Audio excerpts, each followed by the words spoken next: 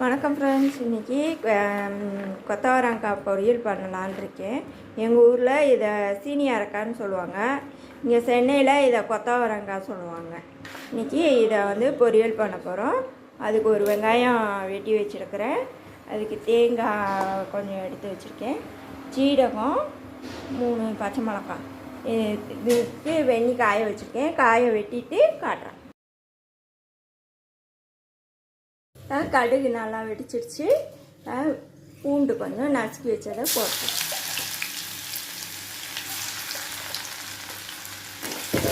பூண்டு போட்டு வெங்காயத்தையும் போட்டேன். வதங்கட்டும். நல்லா வெங்காயம் வதங்கிடுச்சு. காயை வேக வச்சு வச்சுருக்கோமா, அப்படியே இதில் போட்டுட்டு அளவாக உப்பு போட்டுக்கோங்க.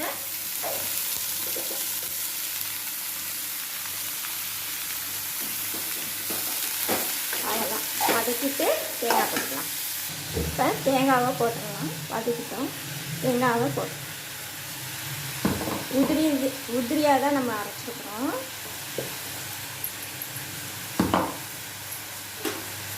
நல்லா வதக்கணும். இப்போ ரெடி ஆகிடுச்சு சீனி அரக்காய் பொரியல், கொத்தவரக்காய் பொரியல். சாப்பிட வாங்க வீட்டுக்கு.